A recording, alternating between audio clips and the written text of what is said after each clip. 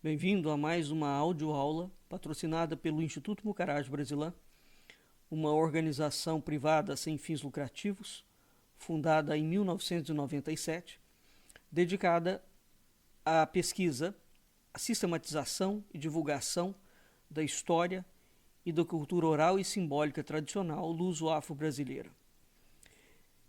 Esta é a audioaula do programa Culturas e Identidades. Eu sou Loriel Rocha, filósofo, presidente do Instituto Mucaraj Brasilã.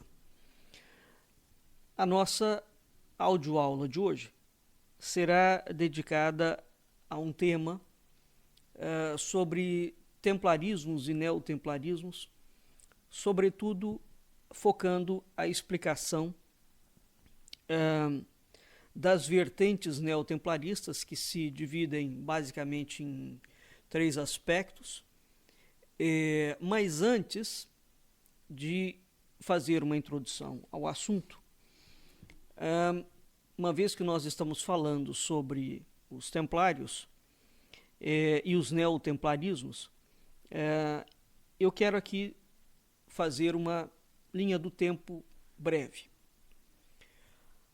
Os templários, ou a Ordem do Templo, quando nós vamos estudar a história de Portugal, é impossível estudar a história de Portugal sem ter em perspectiva a atuação da Ordem do Templo na presença da história de Portugal. Desde antes do início da nacionalidade portuguesa, ou seja, quando Portugal é alçado à categoria de reino com a figura do primeiro rei de Portugal, Dom Afonso Henriques, desde o pai dele, Dom Afonso, um conde da Borgonha, existem ligações inequívocas da história portuguesa com a Ordem do Templo. E mais, a Ordem do Templo já estava presente, ou aquilo que seria chamado de Ordem do Templo, já estava presente em território português antes da formação da nacionalidade portuguesa. Há documentos que atestam sobre isso de modo inequívoco. Quando Portugal é fundado, ele é fundado por aquele que viria a ser o primeiro rei português, Dom Afonso Henriques, filho do conde Dom Henrique, da Borgonha,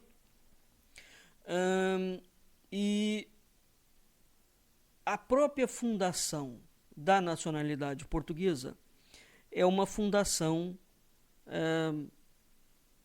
hierofânica, é uma fundação misteriosa, é uma fundação que missiona Portugal para um destino espiritual, dentro da cristandade e não só. Por quê? Antes da batalha no campo de Ourique, aparece para Dom Afonso Henriques a visão de Cristo.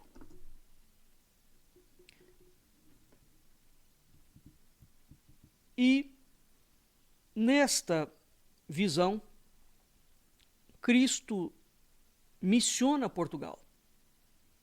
Ele faz uma menção explícita. Aqui ele olharia, onde aparece o número 17, que passará a ser a numerologia pitagórica, que vai designar ou formatar a arcatura ontogenética da nação portuguesa, em termos de história. Isso significa que toda a história de Portugal corre por toda ela o número 17. Ele vira e mexe, aparece esse número, né? Então, este número aparece na mensagem de Dom Afonso, de Cristo para o rei Dom Afonso Henriques, para o príncipe Dom Afonso Henriques, dizendo que Portugal tem que tornar-se uma nação que vai levar a fé pelo mundo, e Cristo olhará por Portugal durante 16 gerações, ou seja, dado Afonso Henriques mais 16, aparece o número 17, e esta numerologia coincide, ou ela, digamos, termina com o último rei da dinastia de Avis, que é exatamente Dom Sebastião. Depois nós temos o período do interregno, onde entra a dinastia dos Filipes, e em 1640 dá-se a chamada Restauração em Portugal, onde assume novamente a nobreza portuguesa e é entronizada a dinastia de Bragança, que vai até o século XX em Portugal, né? Até o século XIX no Brasil, quando o Brasil se separa de Portugal. Bem, decorre, portanto, desta aparição de Cristo a Dom Afonso Henriques uma missionação, né? Dom Afonso Henriques, atestam os documentos, ele assina como irmão dos Cavaleiros Templários. Portanto, a leitura que se faz deste documento é que Dom Afonso Henriques, ele próprio, é um tipo de templário e envolve toda a história do início da nacionalidade portuguesa a presença templária. É impossível nós estudarmos a história de Portugal, portanto, sem perspectivarmos a presença da Ordem do Templo.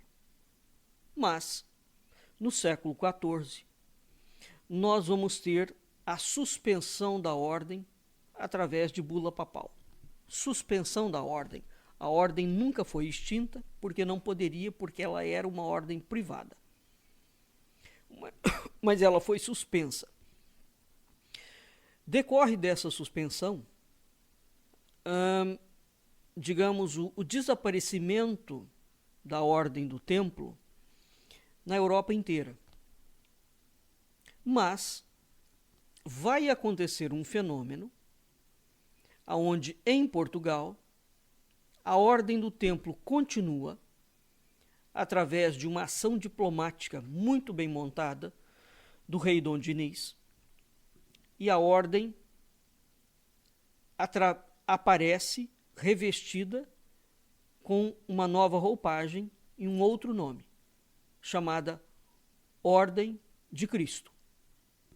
É o pavilhão da Ordem de Cristo que nós vamos ver presente nas caravelas, juntamente com a bandeira portuguesa, a quando da questão dos descobrimentos.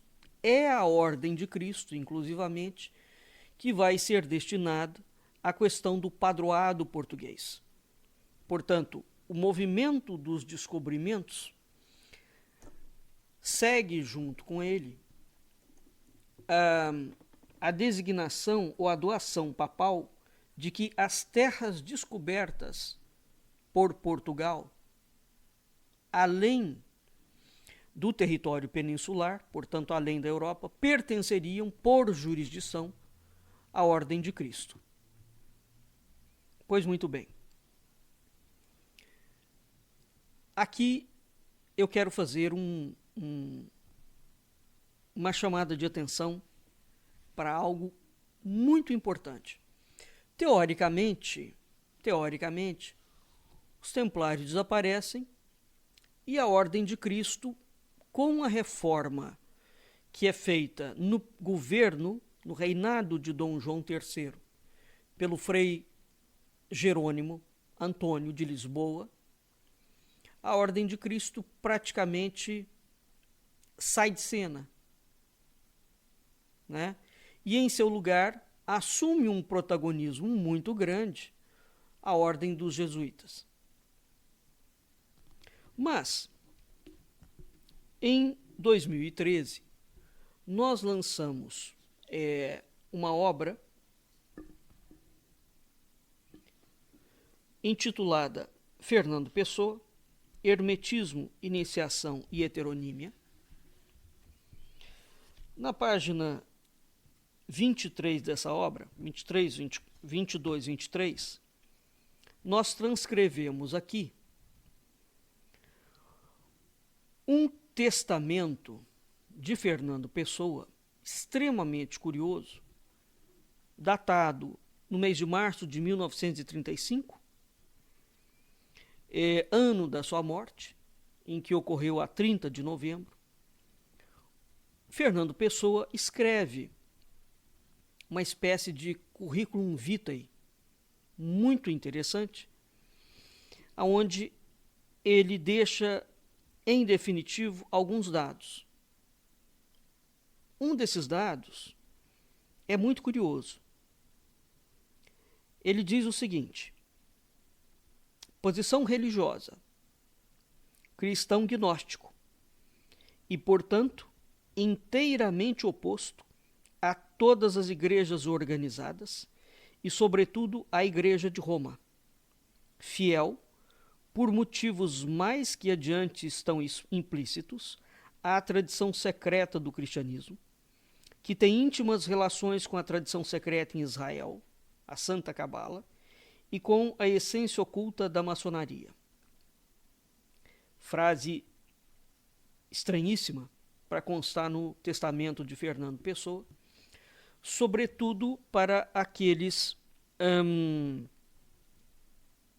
indivíduos que leem esse testamento de supetão e desconhecem por completo o pensamento iniciático de Fernando Pessoa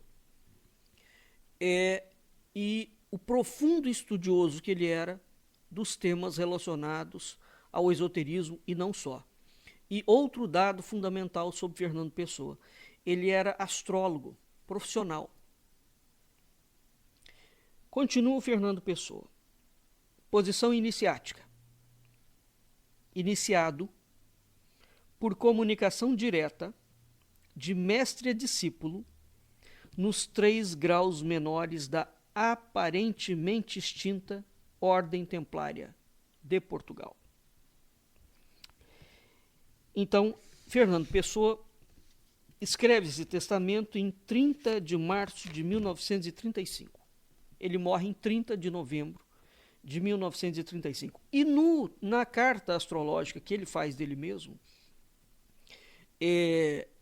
ele apresenta a possibilidade da morte próxima. E se ele não morresse naquela data, ele morreria mais adiante. O que resulta de curioso dessa colocação do Fernando Pessoa é o seguinte: Fernando Pessoa nasceu no século XIX. No século XIX, teoricamente, a Ordem Templária de Portugal, ou a Ordem de Cristo, ou a Ordem do Templo, como queiram, não existia mais.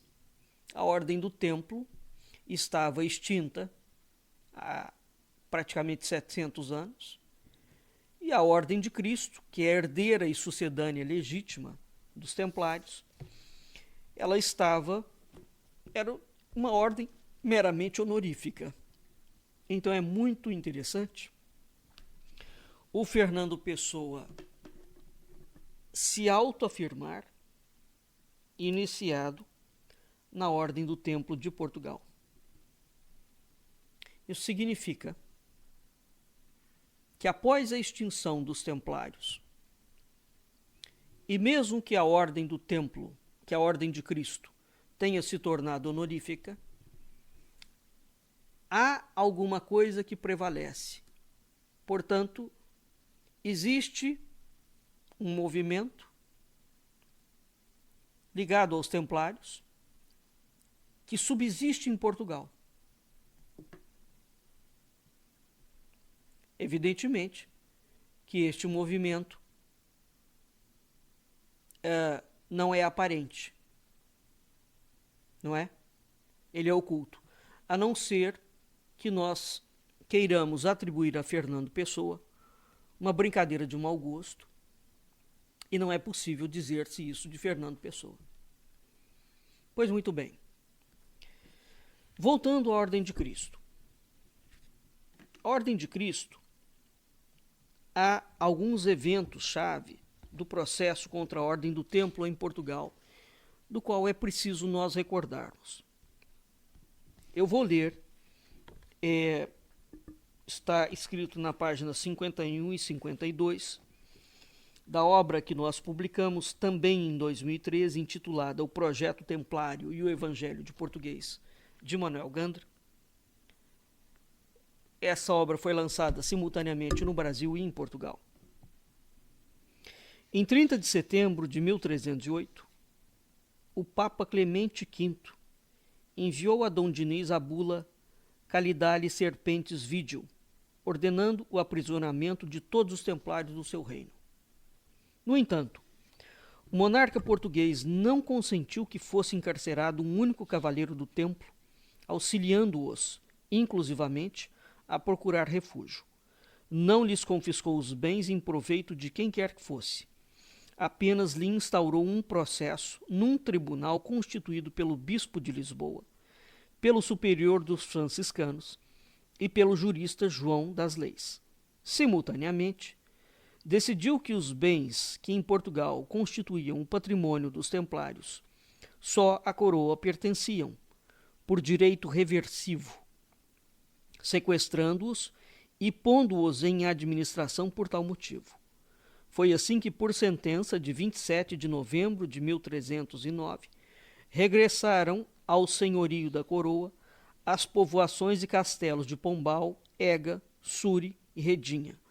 No ano seguinte, sucederia o mesmo a Idanha Velha, Rosmaninhal, Salvaterra do Extremo, etc. Entretanto, começaram a surgir reclamações de diversos clérigos poderosos, bem como de algumas ordens monásticas sob o pretexto de possuírem direitos sobre os bens dos templários. Dom Dinis respondeu com a suspensão de quaisquer reclamações, ordenando a penhora das propriedades em litígio, fundando-se na ausência do mestre e freires, protelando a questão, até terem apresentado a sua defesa perante o Papa e deste terem obtido sentença final. Pois muito bem. Em 21 de janeiro, vou saltar aqui uma parte, Dom Dinis entendeu-se com Fernando IV de Castela, com o fim de anexarem às suas coroas os bens do templo, na eventualidade de a ordem vir a ser extinta.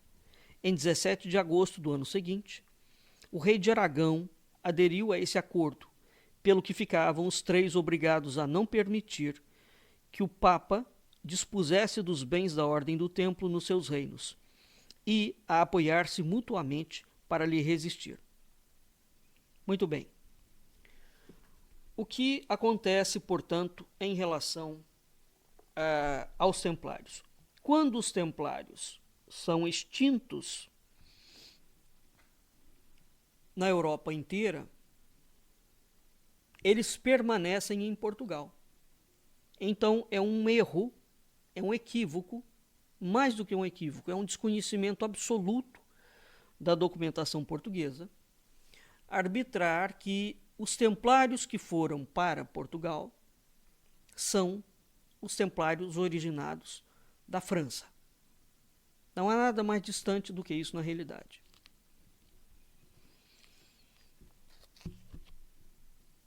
Bem,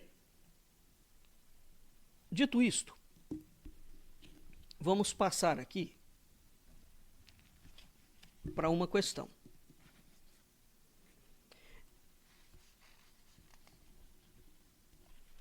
Não pode haver nenhuma ordem templária no mundo, depois da suspensão da ordem templária por bula papal, no século XIV, por uma razão muito simples. A única ordem por bula papal que sucedeu aos templários, portanto, a única ordem que é canonicamente reconhecida como herdeira da ordem do templo, é a Ordem de Cristo em Portugal. Não há outra. De modo que, quando a maçonaria e todas essas variações neotemplárias que têm aparecido mundo afora, inclusivamente no Brasil, todas elas são neotemplarismos. Nenhuma delas é, de fato, a Ordem de Cristo. Nenhuma delas é herdeira e sucedânea legítima da Ordem do Templo, nem da Ordem de Cristo. Então, essas ordens que se configuram neotemplárias, elas têm quase sempre, não é, uma reivindicação. Elas têm uma filiação consagrada. Ou elas terão a filiação Beju, ou elas terão a filiação Amon, ou elas terão a filiação da Carta de Larmênios. Pois muito bem. Portanto, constitui mais do que uma fraude, né? Constitui um embuste completo dizer que se pertence à Ordem do Templo. E como fica a situação de Fernando Pessoa? Bem, todos nós que estudamos a documentação da Ordem do Templo e da Ordem de Cristo, fica patente que ela tem duas dimensões. Vamos falar dessa forma. Ela tem uma dimensão exterior, aparente, e ela tem uma dimensão interior, oculta. Portanto, a ordem terá, digamos, dois mestres. Um mestre externo e um mestre interno, né? A ordem que desaparece, como a ordem do templo, a ordem de Cristo que desaparece na ação do Frei Antônio de Lisboa, é, portanto, a expressão exterior da ordem. Essa manifestação interior da ordem, ela permanece. Inclusivamente, no caso de Portugal, nós teremos algumas literaturas posteriores que dão este entendimento desta continuidade da ordem. O fato é, no século XX, Fernando Pessoa deixa atestado que ele foi iniciado na Ordem do Templo de Portugal. E mais além, aquilo que a literatura atribui a Fernando Pessoa como sendo as suas expressões literárias, ou seus heterônimos, né? Ricardo Reis, Alberto Caieiro. O Fernando Pessoa fala que aquilo não é uma mera criação literária dele. Que a sua heteronímia é o resultado da iniciação dele dentro da Ordem do Templo de Portugal.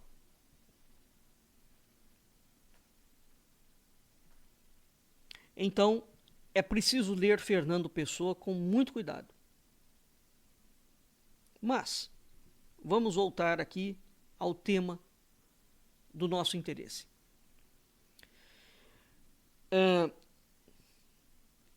Eu vou ler o texto. Quando o tema, essa obra que nós publicamos, Templo e Ordem Templária de Portugal, em 2013, todas essas obras que eu citei, elas estão esgotadas. Essa obra aqui, especificamente, tem vários autores, são vários artigos, e este artigo aqui, Templário e Neotemplários, também é de Manuel Gandra, que é uma das grandes autoridades no estudo dos templários em Portugal.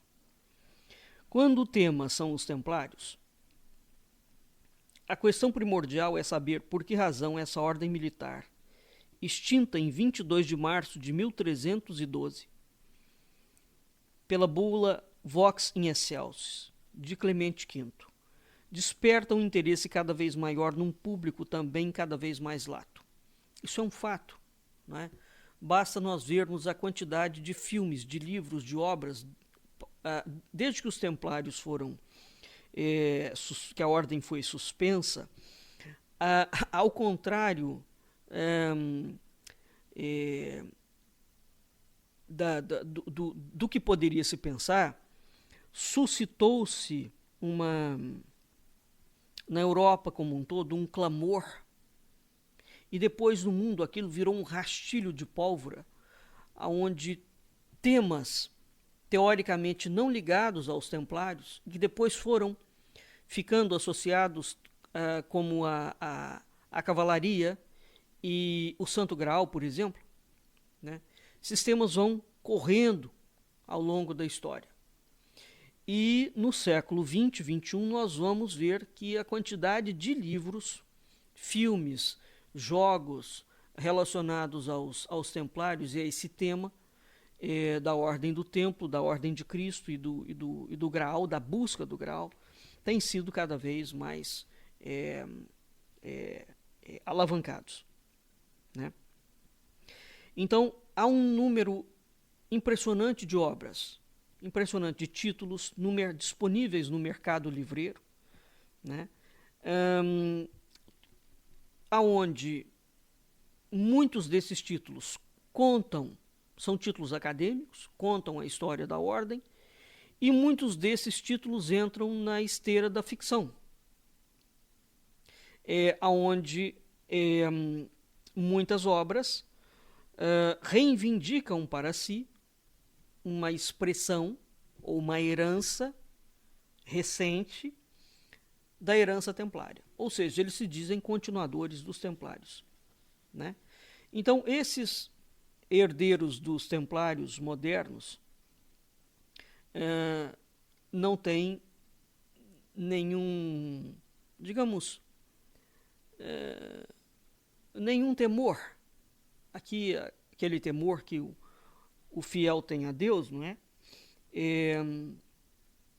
De estar pecando, digamos assim, né? Embora isso seja mais do que uma flagrante mentira, não é?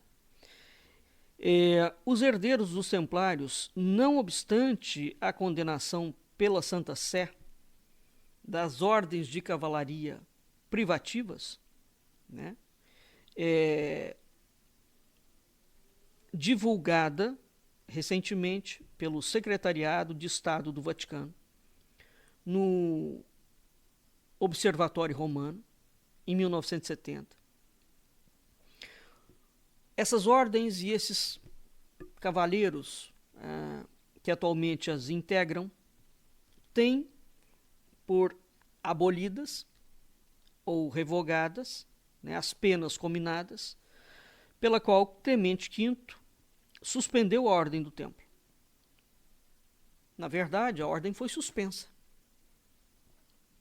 E somente em Portugal muda de nome, por ação do rei Dom Dinês. Os templários já estavam em Portugal. E a ordem assume uma nova missão. Ela é reatualizada. E os bens, os templários que eram os templários da Ordem do Templo, passam a compor, em sua totalidade, praticamente, a nova ordem, que é a Ordem de Cristo. E existe, inclusivamente, uma condição. Para ser templário em Portugal, você tinha que nascer em Portugal. Para ser cavaleiro de Cristo, você tinha que ser português, né? Bem, então, o fato é o seguinte. Dentro do Código de Direito Canônico, nós temos uma clareza canônica no sentido de determinar que só existe uma herdeira e sucessora legítima da Ordem do Templo no mundo inteiro. É a Ordem de Cristo em Portugal. Né? Ora, de modo que todas essas ordens de cavalaria que vão surgir depois, esses neotemplarismos, eles o estão fazendo à revelia do Código de Direito Canônico. Tá? Bom, na década de 1961, segundo Marius Laplage, diretor da revista O Simbolismo, ele dizia que na década de 1961 existiam mais de 300 ordens do templo em atividade, 300 ordens do templo autênticas em atividade. E todas elas encontravam-se dedicando-se ao comércio da iniciação nos mistérios templários. Ora, isso é uma filiação fantasista, o número é correto, mas a autodesignação de filiação templária é um problema de filiação fantasista. Ou seja, a gente só pode admitir algum nível de credibilidade a essas ordens que se dizem templárias, exclusivamente ao nível exotérico, portanto exterior, do cotidiano templário. Né? E a historiografia tem caracterizado isso muito bem. Ora, algumas organizações vão adotar estruturas organizativas mais ou menos inspiradas nos estatutos e na regra do templo. Algumas vão fazer ritos formalmente idênticos, outras têm o condão de promover indagações de índole historiográfica, ações filantrópicas, veicular os valores teúrgicos da cavalaria iniciática, e a maior parte das pessoas sequer sabe o que é uma cavalaria iniciática, não é? Porque a ordem do templo é uma ordem de cavalaria. É uma ordem monástica e guerreira. A ordem de Cristo também será uma ordem de cavalaria, monástica e guerreira. E é preciso que se entenda o que é uma ordem de cavalaria. Ela não é uma ordem militar, no sentido bélico, como se pensa. Né? Então, outras dessas ordens vão apresentar-se como ordens teúrgicas de cavalaria iniciática, que têm a finalidade de contribuir para a evolução da humanidade. Tá? Então, o que nós temos aqui? Nós temos, portanto, que o neotemplarismo ele não dispõe de nenhum pergaminho, de nenhum documento canônico. O neotemplarismo, então, ele não dispõe de nenhum pergaminho, de nenhum documento canônico que legitime a essas filiações, a essas expressões, qualquer tipo de legitimidade, né?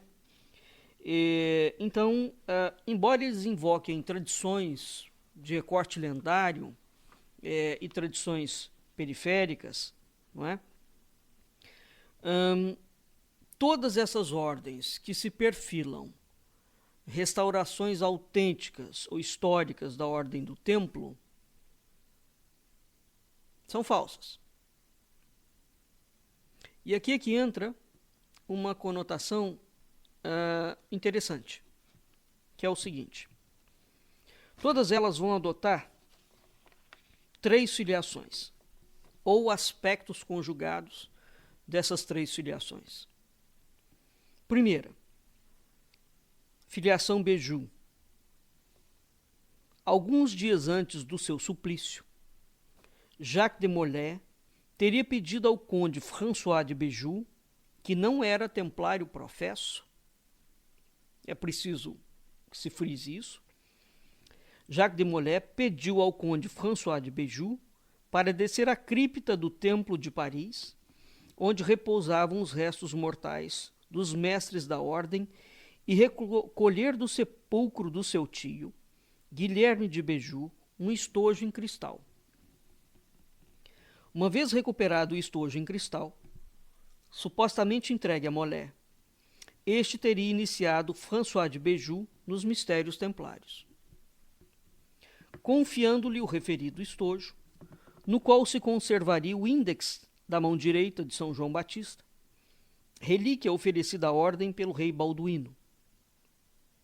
Entregou-lhe igualmente 3 chaves, revelando-lhe que no sepulcro sob o qual se achara o estojo se encontrava uma caixa em prata, e que num nicho adjacente uma outra caixa conservava os anais do templo e os principais segredos de que a milícia era guardiã. Acrescentou ainda que Béjut encontraria aí a coroa dos reis de Jerusalém, o candelabro de ouro de 7 braços e os 4 evangelhos de ouro que haviam ornado o santo sepulcro e se julgavam caídos na posse dos infiéis. Finalmente, disse-lhe que as 2 colunas do coro do templo, à entrada da cripta, eram ocas e ocultavam um tesouro que podia ser resgatado, bastando para o efeito desmontar os capitéis e retirar-lhe os fundos. Entretanto, Molay receberia de Béjut o juramento de perpetuar a ordem mediante a criação de 4 lojas em Paris, Edimburgo, Estocolmo e Nápoles, com o objetivo de destruir a autoridade espiritual do papado e o poder temporal da monarquia. Veja que coisa curiosa isso aqui. Portanto, a ordem do templo,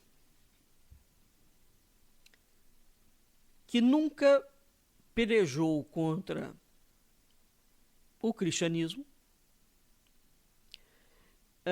e a monarquia, segundo essa filiação Béjut, que é uma das filiações maçônicas, é corrente que Jacques de Molay deixa essa orientação. Não é? Após o suplício do 22º mestre do templo, 18 de março de 1314, Béjut terá convocado 9 outros cavaleiros sobreviventes para um consistório que reuniu em Paris. Foram 9 os primeiros cavaleiros, teoricamente, que fundaram a Ordem do Templo em Jerusalém, e, portanto, Béjut vai chamar mais 9 cavaleiros e vai fundar, uma vez que ele tinha recebido a consagração de cavaleiro do templo do grão-mestre, do mestre Jacques de Molay, ele, portanto, era mestre e poderia fazer outros cavaleiros.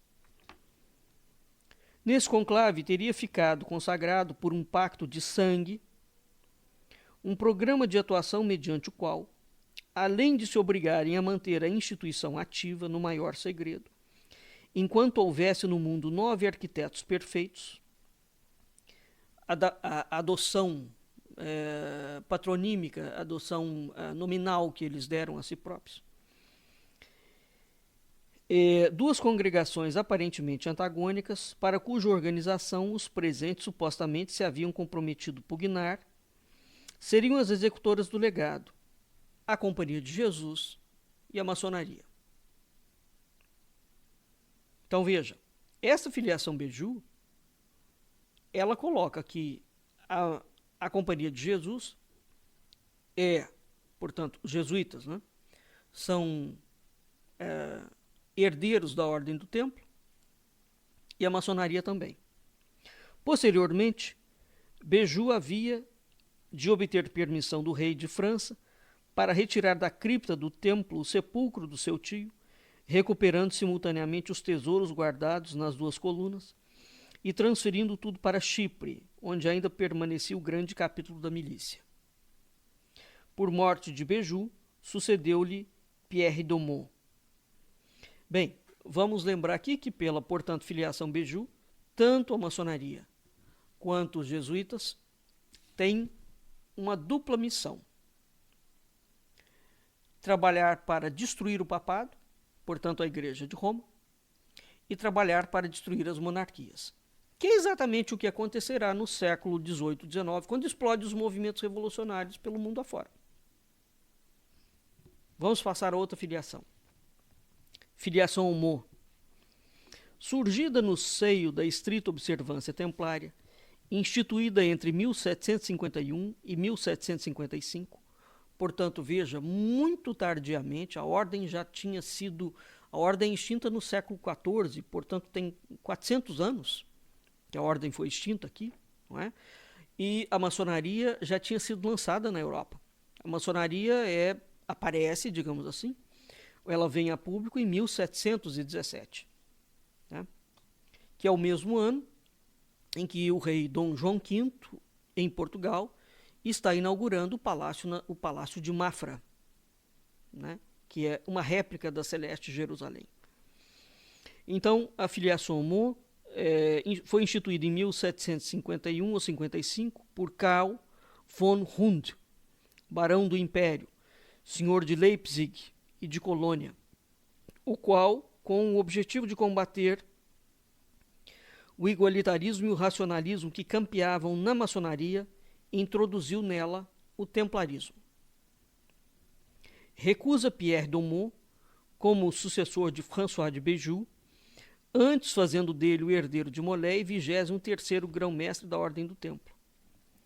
Tendo recolhido as cinzas do mártir, este grão-mestre provincial de Auvergne ter-se-ia refugiado na ilha escocesa de Mull, com 5, tem algumas versões que dão 9, outros cavaleiros templários que haviam feito um voto conjunto de vingança contra os reis capetos, portanto contra a França e o papado, pela libertação dos povos do seu jugo e pela constituição de uma república universal. República universal é exatamente a palavra que vai ser uma grande característica da maçonaria. A maçonaria tem como um objetivo dela a criação da República Universal Maçônica. Eu já fiz muito programa sobre isso, já fiz muita postagem sobre isso. Eu não vou repisar novamente o que significa a República Universal Maçônica. Em Mull, encontraram o comendador de Ramcourt, George de Harris, e diversos outros confrades, com quem combinaram a manutenção da ordem no decurso de um capítulo realizado no dia de São João, no ano de 1312. São João. João é, digamos, a chamada igreja oculta, né? Então, veja, a filiação Béjut está na França. A filiação Aumont vai aqui, portanto, embora fundada por um alemão, né, ela tem um pé na Escócia. Tá certo? Para evitar serem perseguidos, terão começado a intitular-se pedreiros livres, passando a exercer esse ofício e a adotar os respectivos sinais e códigos. Portanto, é uma corporação de ofício. A maçonaria tem corporação de ofício e as pessoas usam essas palavras, esses termos, elas não sabem realmente o que isso significa. A partir do ano de 1361, a sede da instituição seria transferida para Aberdeen. A mesma narrativa lendária assevera que estes templários continentais, majoritariamente franceses e flamengos, terão pegado em armas para apoiar o rei da Escócia, Robert Bruce. Essa lenda, digamos, ou esse acontecimento, dá-se depois da suspensão da ordem. E isso é um fato. Tá? O rei da Escócia tem templários com ele, e ele vence uma batalha contra o rei da Inglaterra de uma forma absolutamente descomunal. Tá claro? Então, esses templários alcançaram a vitória em Bec-no-Curn, uma batalha que asseguraria a independência da Escócia em 1314. Como recompensa, o soberano terá criado para os pedreiros livres a Ordem de Heredon de Kilwing e para os templários a Ordem dos Cavaleiros de Santo André do Cardo, reservando o título de grão-mestre para si e seus sucessores. Esta milícia seria extinta em consequência da reforma e os seus bens confiscados, tendo sido restabelecida em 1685 pelo rei Jacques III Stuart, com o intuito de torná-la um marco distintivo para os maçons. Então veja, aqui no âmbito da Escócia, então, a ordem desaparece em França, segundo a filiação Homo. Aí ela vai para a Escócia, através de um alemão, do barão de Leipzig. E lá ela é extinta também no século XVII. E depois a ordem é transferida para a maçonaria, que vai ser lançada ou criada na Escócia em 1717. Então aqui nós temos uma outra extinção. Nenhuma dessas coisas é canônica. Nenhuma. Portanto, não há documento que ateste isso, como tem em Portugal, por exemplo.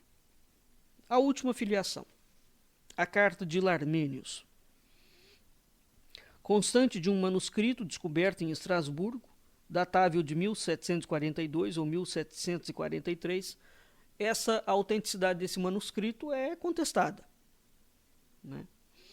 E submetido e remetido ao príncipe Christian de Hesse pelo duque de Sudermânia, futuro Carlos XIII da Suécia. Aponta um armênio, primaz da Ordem do Templo e comendador de Jerusalém, João Marco Larmênio, como sucessor indigitado por Jacques de Molay. Larmênios, uma vez instalado como grão-mestre, então veja, aqui já a ordem, a Carta de Larmênios, já se refere àquela ordem que ficou, digamos, o centro da ordem na Palestina, em Jerusalém. Já não tem nada a ver com a Europa, né? Então, Larmênio, uma vez instalado como grão-mestre, teria acusado de desertores os cavaleiros alegadamente refugiados na Escócia e decidido estabelecer em Paris a sede da ordem, a qual doravante passaria a dispor de 4 tenentes-gerais para a Europa, África, Ásia e América. Tese invocada pela Ordem Soberana e Militar do Templo de Jerusalém, fundada em 1808 por Bernard Palaprat, sob os auspícios de Napoleão Bonaparte. Então veja, Napoleão Bonaparte é um dos indivíduos que vai invocar para si, ou para a França, a ideia de que a ordem permanece em território francês, ou foi recolocada em território francês. Bem, o fato é o seguinte: nenhuma dessas filiações, dessas 3 filiações, via de regra, então quando nós vamos estudar as inúmeras derivações neotemplárias que existem pelo mundo afora, todas elas vão, a história dela, de onde a ordem veio. Quando nós vamos fazer um escrutínio, elas vão mais ou menos derivar dessas 3 filiações. Beju, Larmênio, Homo. Uma da França, uma da Escócia, uma de Jerusalém. Acontece que isso tudo, não há nenhum documento canônico, um reconhecimento disso. E é muito importante entender esta questão, porque a ordem é criada canonicamente. Embora fosse uma ordem privada, ela é criada canonicamente. E ela é suspensa canonicamente no território da Europa inteira. E dentro de todo aquele território, Portugal é o país que vai conseguir pegar todo o patrimônio da ordem. Num primeiro momento, o rei toma para si de volta esse patrimônio e depois ele recoloca o patrimônio de volta para a ordem e com um novo nome.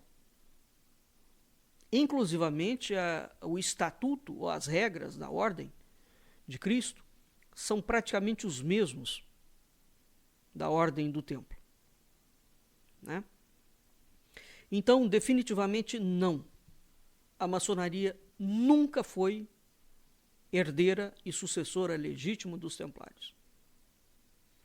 Não existe, dentro dessas derivações templárias modernas, na sua expressão exterior, nenhuma delas, legitimamente,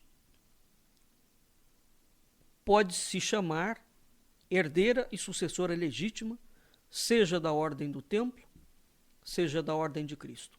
Para tanto, seria preciso a documentação canônica. E essa documentação não existe. Bem, era este assunto que eu queria trazer para vocês mais uma vez, porque esse assunto é um tema muito importante, sobretudo tendo em perspectiva que o descobrimento do Brasil, a ordem de Cristo, é a autora, mentora e a patrocinadora dos descobrimentos marítimos. Embora existam historiadores em Portugal que questionem isto, né? Mas é inequívoco o papel da ordem nesse aspecto. Agora, é preciso entender, evidentemente, que a ordem vai passar por uma grande reforma. E como é que ela vai se apresentar depois e como entram os jesuítas, que não é uma ordem, é uma companhia, né? No papel e na missionação que a coroa portuguesa vai atribuir aos jesuítas, que são espanhóis, inclusive, né? Mas, enquanto origem, mas os jesuítas, dentro da coroa portuguesa, vão desempenhar um papel crucial, porque eles vão ser os grandes evangelizadores, né? Não só nas Américas, bem como em África, bem como na Ásia e vai por aí afora. E há pesquisadores, inclusivamente em Portugal, que dizem que os jesuítas perseguiam encarniçadamente o projeto templário, né? E que eram inimigos dos templários. E é interessante, porque uma das filiações aqui coloca que exatamente os jesuítas são herdeiros dos templários. Mas veja, essa filiação é curiosa, né? Porque ela designa aos jesuítas e à maçonaria o papel, a missão, repito, de destruir o papado, né, o cristianismo, e de destruir todas as monarquias. Movimento que a maçonaria encabeçou, e os movimentos revolucionários, antes da Revolução Francesa e pós-Revolução Francesa, que deram origem ao que a gente veio chamar de neoliberalismo ou de liberalismo, né? Bem, então, era esse tema que eu queria trazer mais uma vez para o contexto da nossa aula. E finalizando, lembrando sempre que quando é preciso, para entender a história do Brasil, é preciso vinculá-la à história de Portugal. E a história de Portugal é uma história extremamente complexa. Nós não conseguiremos entender a história do Brasil sem que ela esteja vinculada à história de Portugal. Bem, nós vamos ficando por aqui e até o nosso próximo encontro.